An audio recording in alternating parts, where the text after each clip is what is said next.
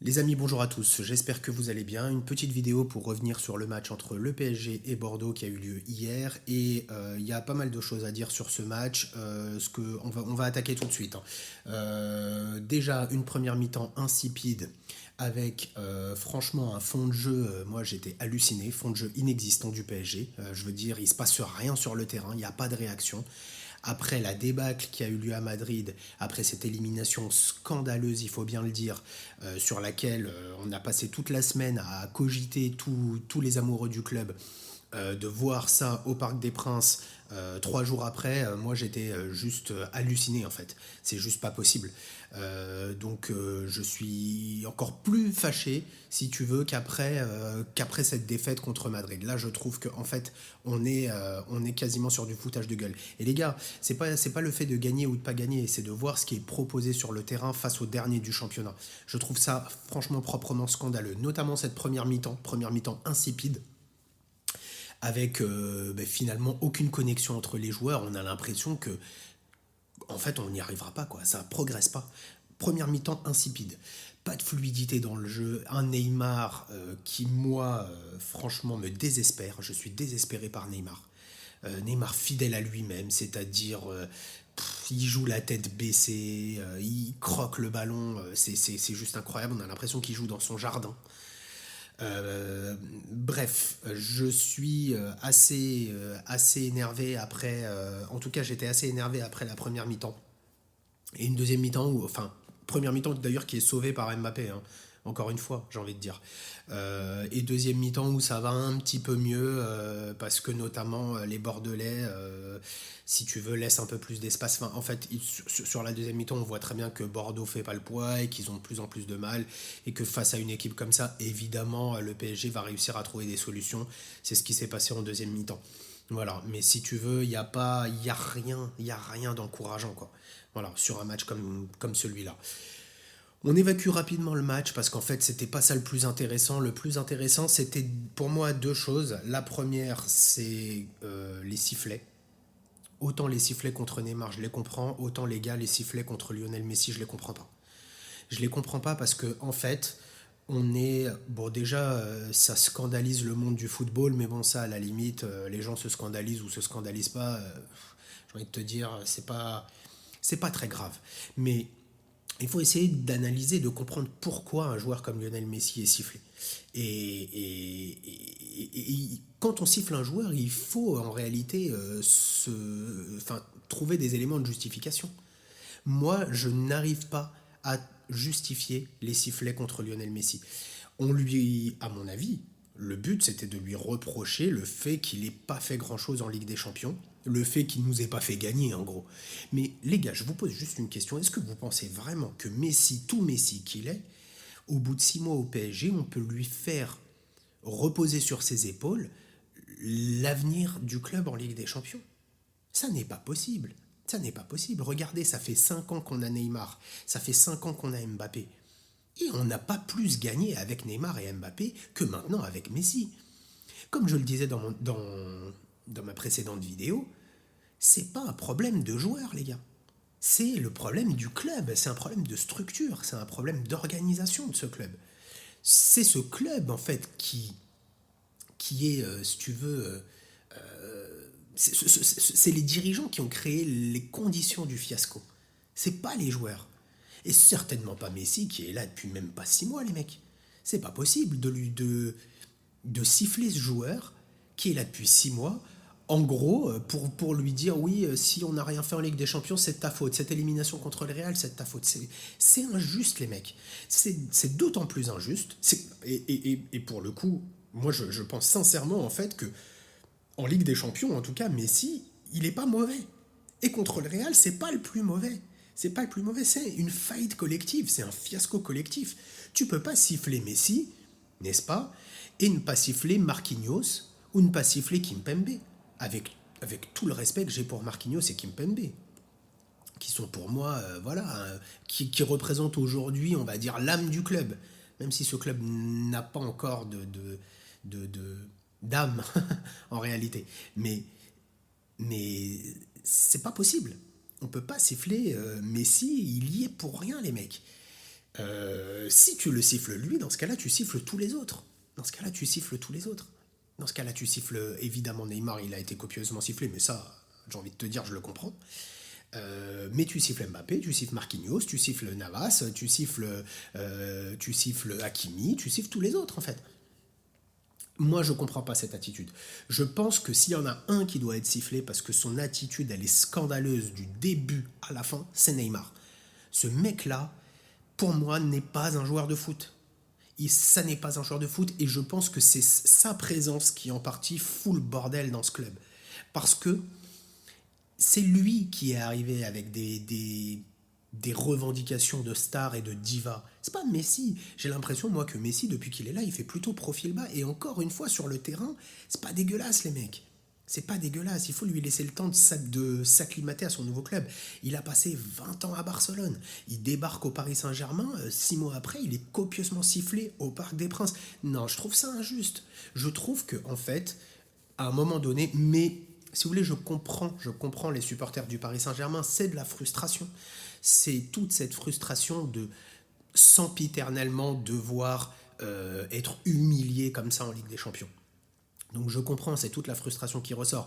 Mais à un moment donné, quand on est frustré, en fait, on perd en lucidité et du coup, on devient injuste. Et c'est simplement ça, entre guillemets, que je souhaitais pointer dans cette vidéo. C'est qu'on ne peut pas, sous prétexte de déception, se retrouver à faire partie des injustes, en fait.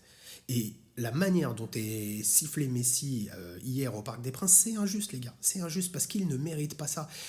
Les fiascos depuis des années au Paris Saint-Germain en Ligue des Champions, ça n'est pas la faute de Lionel Messi.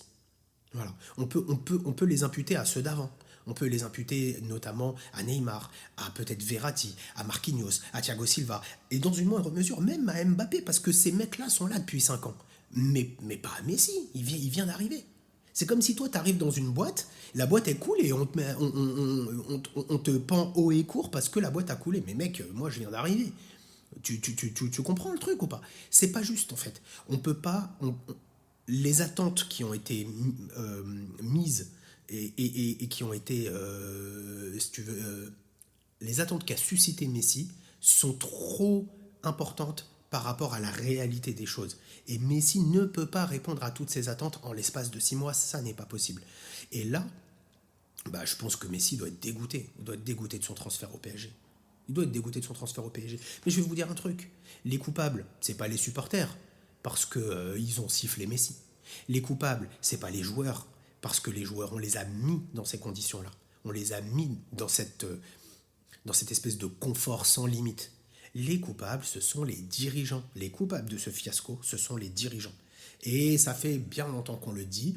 Et voilà, le résultat, il est là. C'est-à-dire qu'au bout de 6 mois, on a complètement sabordé Messi, on l'a ruiné. Mbappé ne veut pas rester. Et on va se retrouver avec qui? Avec la diva Neymar qui a signé pour 5 ans. Hein, avec Kurzawa et compagnie, Draxler et compagnie. C'est un fiasco total dans la gestion. Et c'est ça que moi je veux pointer du doigt. On ne peut pas occulter ça, les mecs. On ne peut pas siffler Messi et occulter ça. Voilà. Donc c'était simplement ce que je voulais dire. Je rajoute juste un dernier point, c'est Mbappé qui est complètement frustré à la fin de la première mi-temps, qui voilà, montre des gestes d'énervement. Et moi je le comprends, c'est pareil, c'est pareil. Mbappé c'est un compétiteur, le mec est un champion.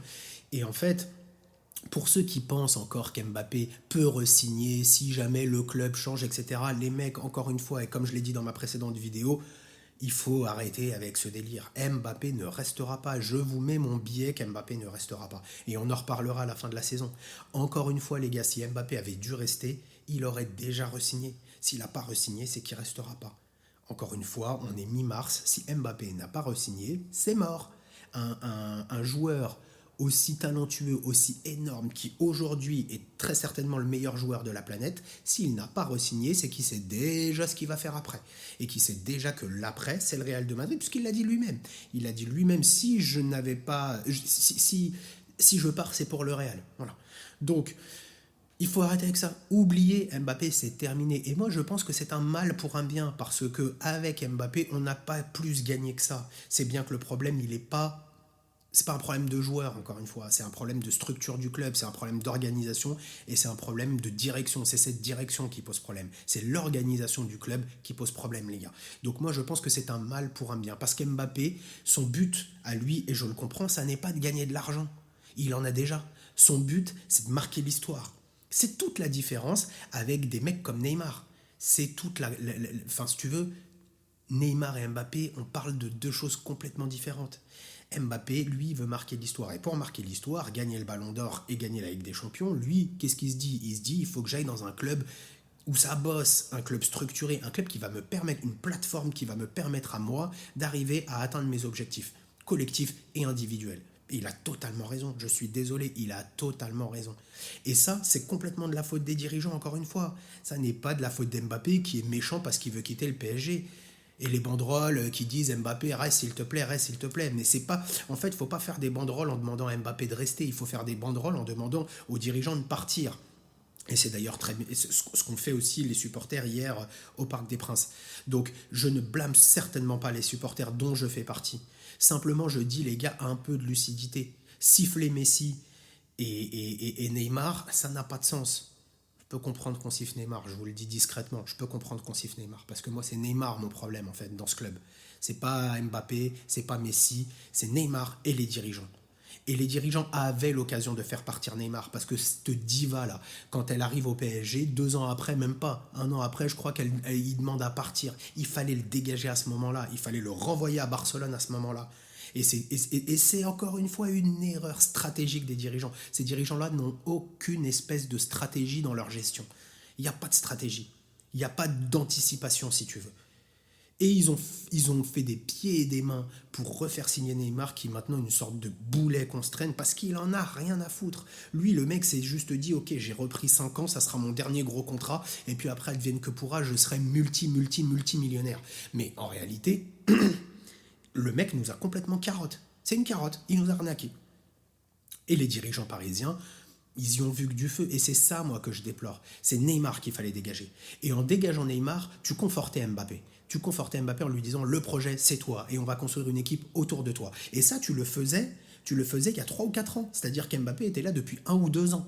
Donc tu avais le temps et la possibilité de lui prouver que le projet, il allait être construit et il allait être redéployé sur mesure pour lui. Et c'est tout ce que les dirigeants n'ont pas fait. Et c'est là l'erreur stratégique. L'erreur stratégique, c'est d'avoir refait signer Neymar, d'avoir fait des pieds et des mains pour garder Neymar alors que ce mec voulait partir. Ça montre deux choses. Ça montre que tu n'as aucune stratégie, aucune anticipation, et ça montre que tu n'as pas l'âme d'un grand club de football. Parce que n'importe quel grand club de football, quand il a une espèce de diva, même si c'est une star, même si c'est un très grand joueur, qui vient te dire je veux partir, n'importe quel grand club de football lui dit au revoir monsieur, la porte. C'est tout ce que n'a pas fait le PSG. Voilà, et je suis désolé. Et c'est encore une fois pour ça que je vous dis, et je ne compare pas du tout Mbappé et Neymar, c'est incomparable. C'est incomparable. Mais Mbappé veut partir, il faut le laisser partir. Ça ne sert à rien de continuer à faire des pieds et des mains en lui disant s'il te plaît Mbappé reste, s'il te plaît Mbappé reste. Ça nous diminue, ça nous met minable en fait. Et c'est une attitude qu'il faut maintenant arrêter. Un joueur veut partir, au revoir monsieur, merci. Voilà, même si c'est Mbappé. Parce qu'on le sait aujourd'hui et l'histoire le montre, c'est pas parce que tu auras Mbappé que tu vas gagner. On le sait, nous. On le sait mieux que personne. Hein, et c'est pas parce que tu as Messi que tu vas gagner, et c'est pas parce que tu as Cristiano Ronaldo que tu vas gagner. Il faut plus que ça. Il faut autre chose. Le Real Madrid, quand ils font venir Cristiano Ronaldo, c'est une machine de guerre, Cristiano Ronaldo. Hein. C'est le Mbappé de l'époque, si tu veux. Mais quand ils le font venir, ils ont très très bien compris qu'il fallait plus que ça. Donc, plus que ça, c'est quoi? C'est l'institution Real Madrid, qui est effectivement un grand club et qui est extrêmement habitué à ce genre de situation. L'institution Real Madrid et des grands coachs. Et des grands coachs. Avec toute une organisation derrière. Voilà, il ne suffit pas d'avoir Ronaldo. Et c'est pour ça qu'ils ont gagné autant de Ligue des Champions. C'est parce qu'ils avaient derrière des porteurs d'eau. Des porteurs d'eau qui en plus étaient des grands joueurs, mais qui avaient cette humilité et cette capacité à se mettre au service du collectif. Et je pense notamment à un Benzema qui a servi de porteur d'eau pour Ronaldo pendant des années. Je pense à Modric, etc. Et c'est aujourd'hui primordial pour le PSG dans son recrutement de ne plus recruter des stars, mais de recruter des profils psychologiques.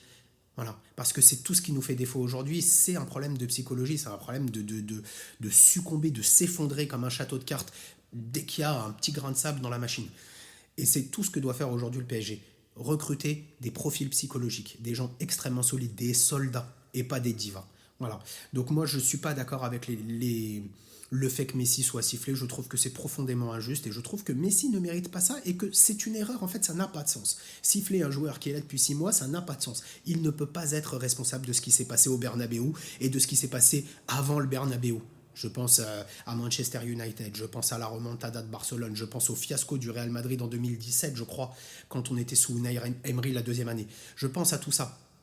Ça n'est pas possible. Voilà. Les gars, je m'arrête là pour pas que ça dure trop longtemps. Écoutez, restons concentrés, hein, parce que il faut pas, je veux dire, tomber dans le ridicule. On peut pas se mettre à siffler n'importe qui, n'importe quand, comme ça. Il faut justement que, en tant que supporter, on montre une attitude digne, intelligente, réfléchie. Voilà. Tout ce que ne montre pas la direction de ce club et c'est très important. Gardez la pêche les mecs et puis prenez soin de vous. Ciao.